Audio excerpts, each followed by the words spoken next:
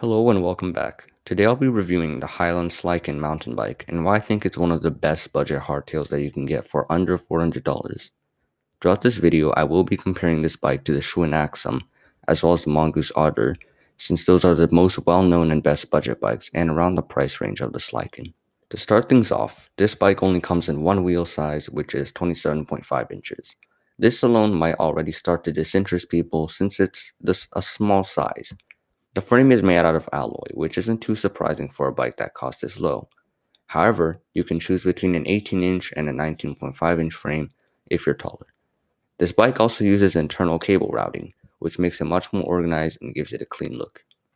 But what really sets this bike apart from the Axum, the Ardor, and almost all mountain bikes under $400 is that it features hydraulic disc brakes, not the mechanical ones, but the hydraulic ones. The brakes on this bike are amazing and will be especially useful when riding downhill on a bunch of uneven rocks and sketchy terrain.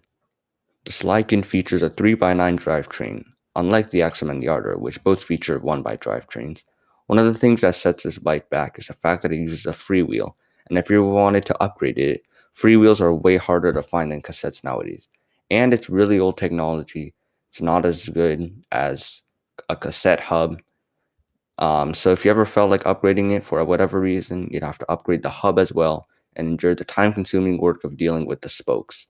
This also is the case with the Ardor. The freewheel on the Slykin ranges from 13 to 32 teeth, which is a pretty fair amount for the price. The Slykin uses the LTWOO A5 9-speed derailleur, which surprisingly has a maximum capacity of 50 teeth, although I would have preferred if they used the Shimano tourney. When it first arrived, I was pleasantly surprised to see that the brake levers were separate from the shifters, even though the freewheel shifter was inaccurate when it showed which gear you were on. However, small details like this one makes upgrading easier to do if for some reason I ever felt like upgrading it to a 1x drivetrain. That way, I could just remove the shifters for the 3 chain rings but still keep the brakes on it. Also, I forgot to mention that this bike does not come with a kickstand, so if you do want to add a kickstand, you have to buy one yourself. In this video, I had to take one of the kickstands from my elder bikes and put it on this one temporarily. The Slykin also features a lockout front suspension. This is nice because it can double as a commuter bike when you turn it into a fully rigid bike.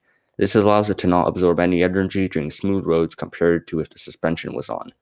I'm not sure how many millimeters of travel the suspension can go, since I can't do a proper test for that, nor does it show on the Highland website and the Amazon product page. I'm also unsure of what the weight of it is, which I would expect to find that specification somewhere, but I can't. Anyway, thanks for watching, and I'll leave screenshots of all the specs of this bike I could find right after this message. The product link is also down below if you're interested, and this is not sponsored, by the way. Goodbye.